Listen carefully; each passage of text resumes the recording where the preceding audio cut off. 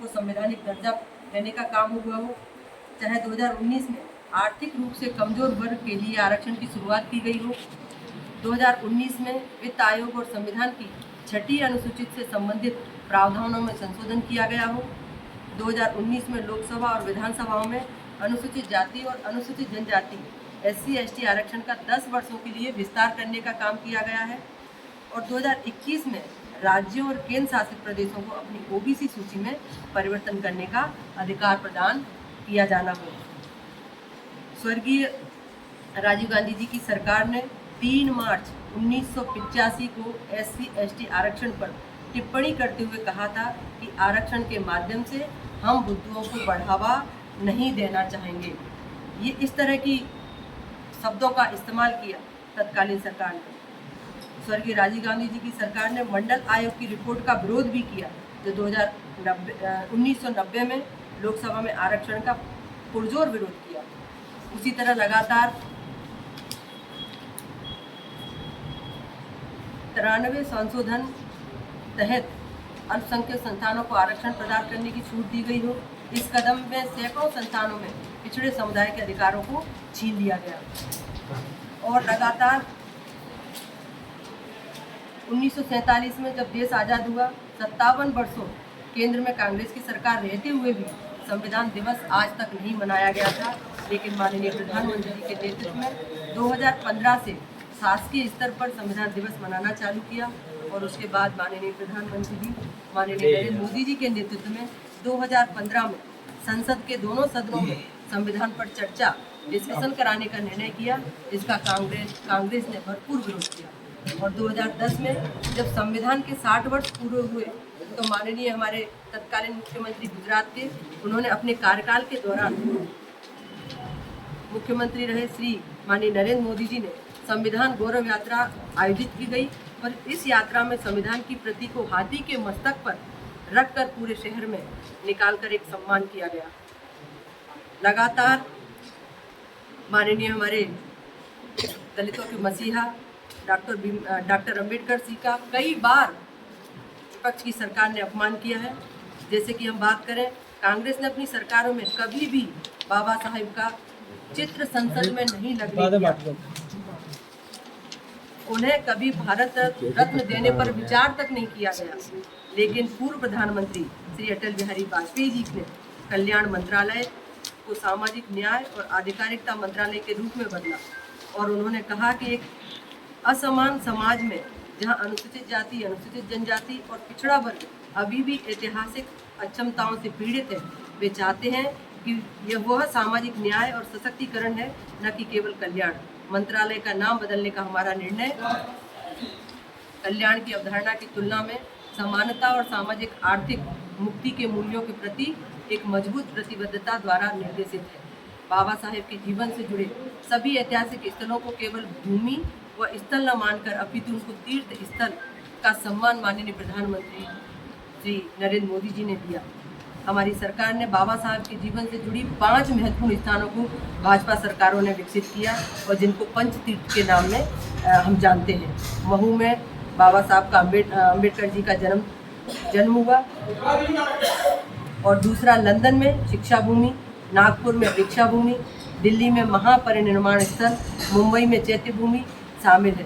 पूर्व प्रधानमंत्री जी माननीय श्री अटल बिहारी वाजपेयी एवं पूर्व प्रधानमंत्री श्री लालकृष्ण आडवाणी जी के प्रयास से 1990 में बाबा साहेब और डॉक्टर अंबेडकर जी को भारत रत्न से सम्मानित किया गया। अनुसूचित जाति पर अध्ययन और अनुसंधान, विश्लेषण और नीति निर्माण करने के लिए डॉक्टर अंबेडकर अंतर्राष्ट्रीय केंद्र की स्थापना माननीय प्रधानमंत्री जी मोदी जी के नेतृत्व में 2017 में हुई।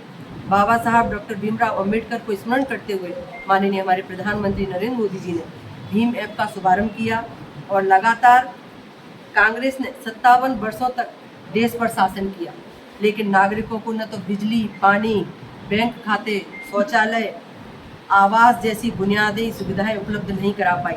लेकिन हमारी सरकार ने माननीय प्रधानमंत्री जी के नेतृत्व में 2014 से लेकर आज दिनांक तक लगातार बाबा साहेब के सामाजिक और आर्थिक लोकतंत्र के दृष्टिकोण को पूरा करने का प्रयास किया है और सतत नीचे तक जो अंतिम व्यक्ति हमारा छूट रहा हो उनको योजनाओं देने का काम किया है। भारतीय संविधान हमारे लिए राष्ट्रीय ग्रंथ है और हमारे संविधान और आरक्षण को खरोंच भी नहीं आएगी। ये माननीय हमारे प्रधानमंत्री जी ने आह्वान किया है देश की जनता से।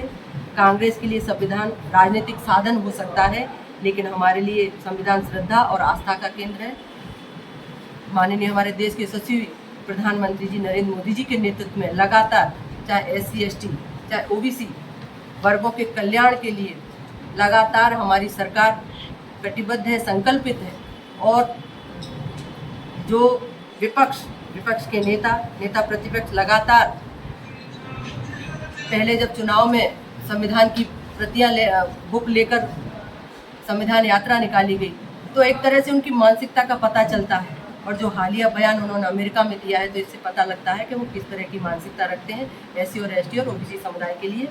लेकिन हम सब, हमारी सरकार चाहे केंद्र में हो चाहे प्रदेश में हो, लगातार भारतीय जनता पार्टी के हमारे सभी वरिष्ठ जन, केंद्रीय नेतृत्व, प्रदेश नेतृत्व और भारतीय जनता पार्टी का पूरा संगठन, हमारा SC और SC OBC जो ये आरक्षण के विषय में जो धारणाएं फैली हुई हैं कि भारतीय जनता पार्टी आरक्षण खत्म कर देगी, ये सिर्फ झूठी बात है। स्पष्ट मैं कहना चाहूँगी आप लोगों के माध्यम से, पत्रकार भाइयों के माध्यम से, और जिस तरह माननीय प्रधानमंत्री जी, जिस तरह हमारे माननीय मुख्यमंत्री जी प्रदेश में जिस तरह अनुसूचित जाति, अनुसूचित जनजाति के लिए, OBC समुदाय के लिए लगातार उन वर्गों के लिए काम कर रहे हैं, उससे हमारी भारतीय जनता पार्टी की सरकार की स्पष्ट अवधारणा सामने आती है कि किस तरह इन समुदायों के लिए हमारी सरकार, हमारे नेतृत्व लगातार इन वर्गों के लिए काम कर रहे हैं। यही इतनी सारी चीज़ें आप में रखनी थी।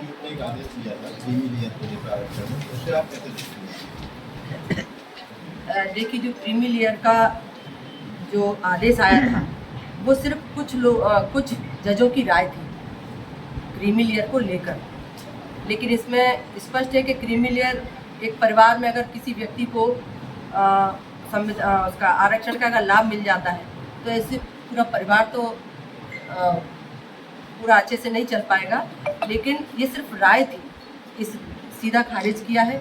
ऐसा कोई संशोधन नहीं होगा और जो आरक्षण है विधिवत वैसा ही रहेगा।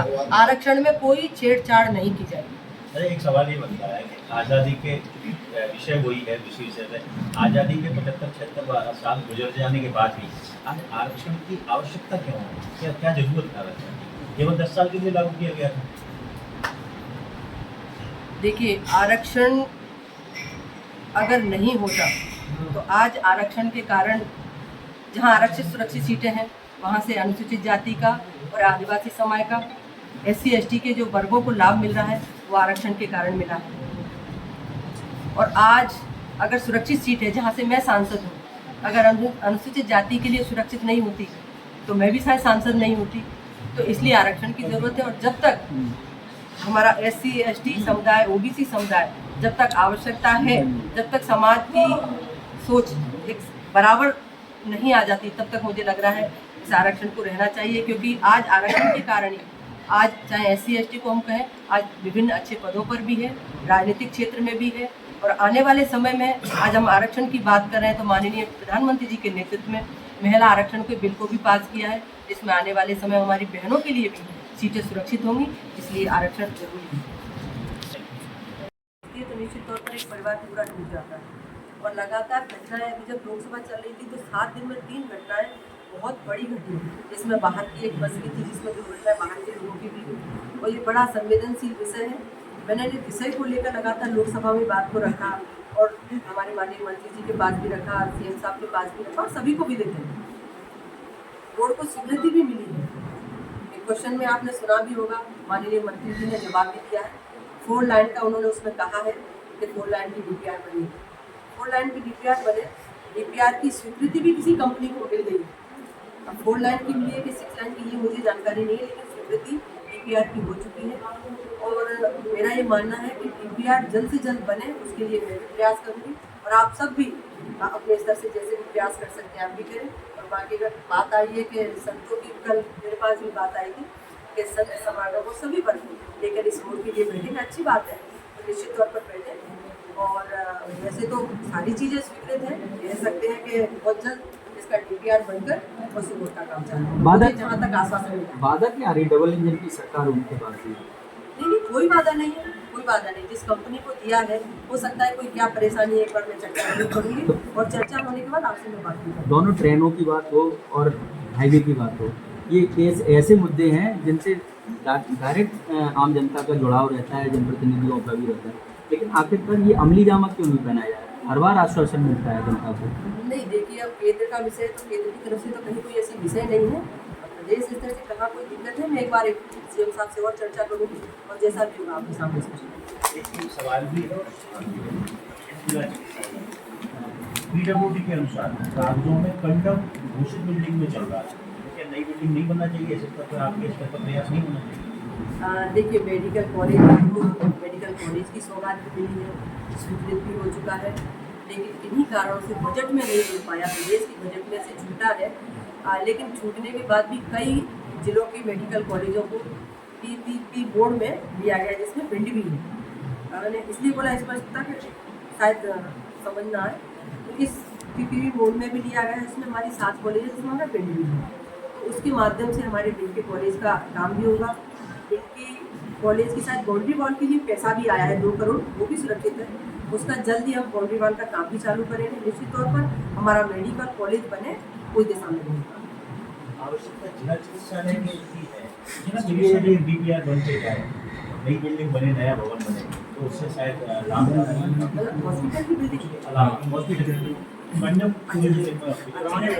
मैं समझ गई, जो हमारा अभी वर्तमान में जो हॉस्पिटल है उसकी बिल्डिंग कंडम हो चुकी है। अच्छा, उसकी डेट भी बता दी पीडब्ल्यूडी का कंडम घोषित किया, उसके बाद भी अस्पताल ठीक है। अगर ये विषय है तो मैं इस विषय के लिए भी पत्राचार करूंगी और माननीय मुख्यमंत्री से कहूँगी कि इस बिल्डिंग के सुधार के लिए, मेंटेनेंस के लिए या नई बिल्डिंग के लिए अगर राशि स्वीकृत हो, जब तक हमारा स्थायी रूप से मेडिकल कॉलेज बनता है, ये भी उपयोग होता रहेगा निश्चित तौर पर, इसके लिए भी 300 बेड का पीछे